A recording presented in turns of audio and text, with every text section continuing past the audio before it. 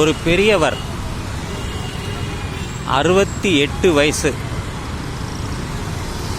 அவரோட ஒரு 15 நிமிஷம் பேசிக்கிட்டு இருந்தேன். வாசலில் உக்காந்துருக்காரு. பேர் என்னன்னு கேட்டபோது வீராசாமின்னாரு. அடே, எங்கள் அப்பா பேராக இருக்க அப்படின்னு. உங்களுக்கு குடும்பம்லாம் இருக்கா அப்படின்னு கேட்டபோது அவர் சொன்னார், உக்காந்துருக்காரு, கடைசியில் கீழே உக்காந்துருக்காரு. அவர் சொன்னார், நான் திருநங்கை அப்படின்னாரு.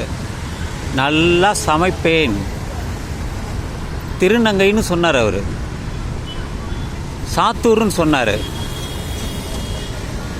சரி, அவர்கிட்ட கொஞ்ச நேரம் பேசிட்டு வந்துடலான்னு பல தகவல் சொன்னார். இந்த ஹோட்டலில் சாப்பிட்டு வந்ததை சொன்ன அவர்கிட்ட.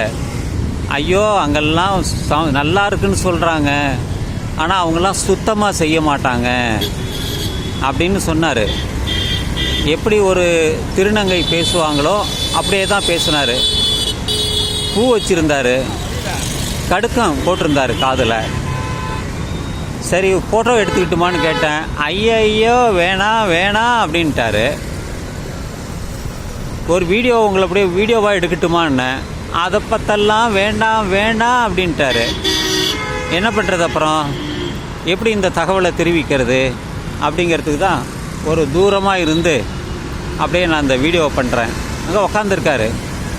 நல்லா ஒரு கிழவன் போல தான் இருக்கிறாரு. பல்லெல்லாம் போயிட்டு அவருக்கு கொட்டி போச்சு அப்படின்னாரு. அவர் வீட்டில் மற்றவங்களாம் இருக்கிறாங்க, அவங்க சொந்தக்காரங்களும் அங்கே இருக்கிறாங்க, அவரும் அது கூட இருக்கிறாரு. இதுதான் அவர் நான் கிடைத்த கொண்ட தகவல். முதலாளி வெளியில் எங்கேயோ போயிருக்காரு, சாத்தூர்காரரு. அவர் எட்டயபுரம்னு சொன்னாங்க, பக்கம்தான். அப்படிலாம் பல தகவல்லாம் திரட்டினேன்.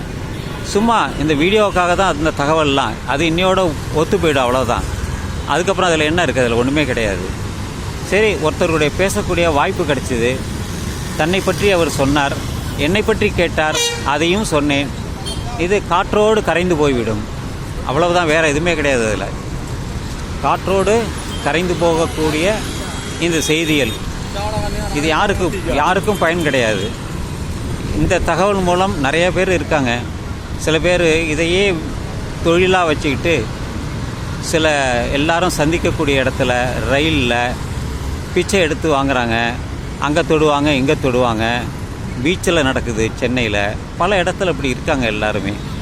பாம்பேயில் ரொம்ப மோசம் அவங்க. இதெல்லாம் நம்ம சொன்னால் இது தேவையில்லாத விஷயந்தான், திருநங்கைன்னு சொல்லிட்டு. நான் அப்படி இருக்கேன், நான் என்ன பண்ணுறது அப்படிங்கிறாரு.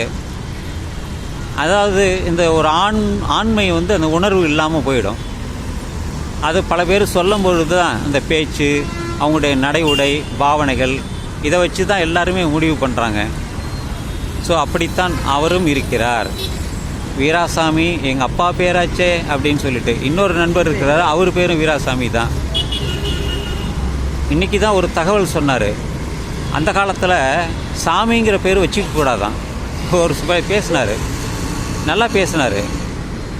சாமிங்கிற பேர் வச்சாவே அது குற்றமாயிடுமா. அதனால் இந்த வீராசாமி, கருப்புசாமி இப்படிலாம் வைக்கக்கூடாது. ஏன்னா சாமின்னு பேர் வருதான்.